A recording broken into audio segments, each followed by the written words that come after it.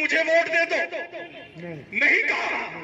پھر اس کے بعد جب اس شخص کو ووٹ نہیں دیا، اس نے آپ سے ووٹ نہیں مانگا، اس کے بعد جب دادری میں اخلاق کو مارا جائے تو کون بولتا ہے؟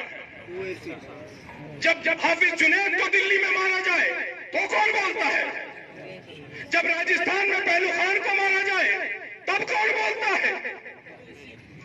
جب جھارکھنڈ میں تبریز انصاری کو مارا جائے تب کون بولتا ہے؟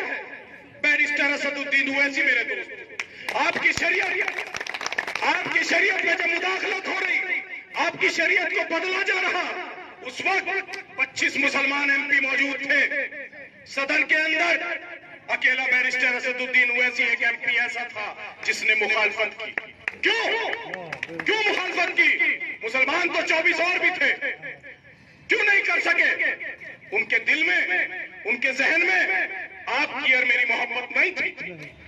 جس کے دل میں آپ کی اور میری محبت ہوگی وہ قرآن سے بھی محبت کرے گا، وہ اللہ سے بھی محبت کرے گا، اور جو اللہ سے محبت کرے گا وہ حق بات سے بھی محبت کرے گا، جو اللہ کے نبی کریم صلی اللہ علیہ وسلم آقائے نامدار سے محبت کرے گا، وہ غریب سے بھی محبت کرے گا، وہ مظلوم سے بھی محبت کرے گا۔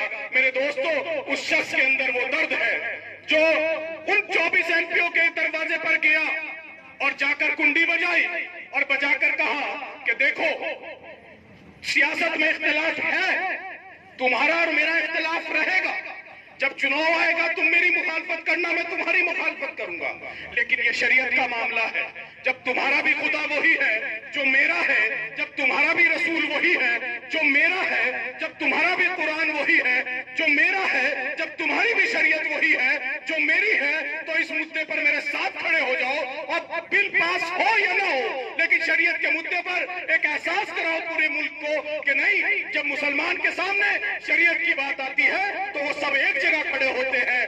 یہ احساس کرانے کے لیے ہمارا قائد بیرسٹر اسد الدین اویسی در در گیا، ہر ایک ایم پی کے گھر پر گیا۔ جانتے ہو کیا کہا؟ کانگریس کے ایم پی نے کہا کہ میری پارٹی نے مجھے ٹکٹ نہیں دے گی، کسی نے کہا میرے ہندو بھائی مجھے ووٹ نہیں دیں گے، کسی نے کہا کہ مجھے جیت نہیں پاؤں گا، میں ہار جاؤں گا، اگلی بار میں چناؤ نہیں لڑ سکوں گا۔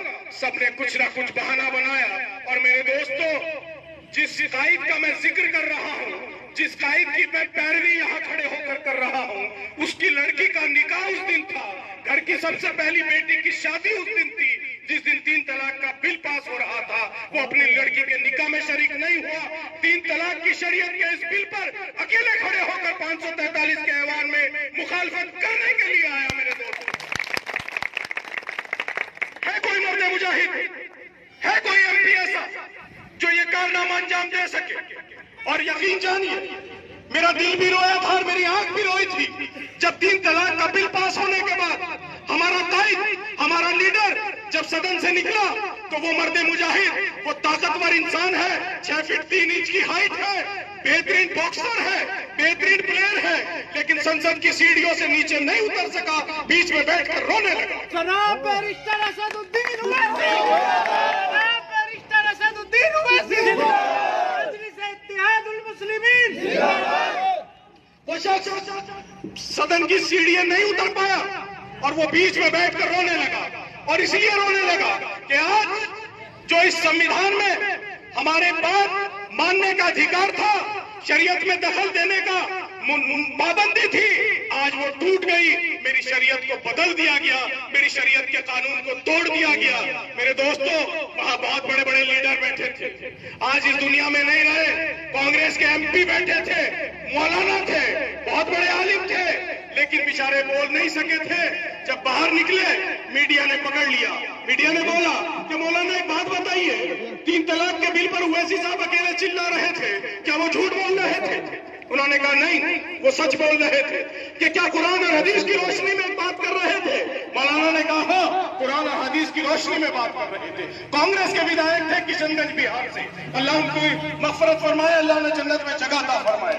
میرے دوستو، اس شخص نے، مولانا نے، جب پترکاروں نے پوچھا کہ مولانا ایک بات بتائیے، اویسی صاحب اتنا چلائے اور آپ خاموش رہے، جب آپ یہ کہہ رہے ہو کہ سب بات صحیح تھی، قرآن اور حدیث کی روشنی میں تھا، وہ سچ بول رہے تھے، حق کی پیروی کر رہے تھے، پھر آپ کیوں मौलाना ने भी रोते हुए जवाब दिया कि मेरा भी दिल चाह रहा था कि मेरी शरीयत को तोड़ा जा रहा है, मेरी शरीयत में मुदाखलत की जा रही है, मेरी शरीयत को बदला जा रहा है, मेरा भी दिल चाह रहा था, लेकिन मेरी पार्टी की सदर सोनिया गांधी ने मुझे बोलने की इजाजत नहीं दी। ये कारनामा है मेरे दोस्तों, ये उन पार्टियों का कारनामा है जिन्हें हमने खून से सींचा है। हमारे आप बुजुर्गों ने, हमारे आबा अजदाद ने, डॉक्टर जाकिर हुसैन हो या मौलाना अबुल कलाम आजाद हो या हाफिज मोहम्मद इब्राहिम हो या हाफिज मोहम्मद उस्मान हो, हमने खून से सींचा है इस पार्टी को। उस पार्टी कांग्रेस है जिसे हमने खून से सींचा है, लेकिन उस पार्टी ने हमें क्या दिया? उस पार्टी ने हमें क्या दिया? मेरी शरीयत को बदल दिया। सांप को दूध पिलाने वाला भी कभी बच नहीं सकता उस सांप से।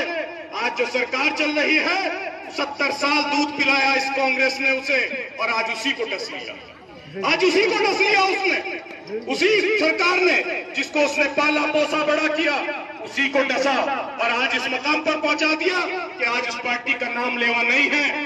आज जहां खड़ी होती है, बंगाल का चुनाव चल रहा है, एक रैली नहीं कर पाए श्री राहुल गांधी जी, एक बार नहीं जा पाए।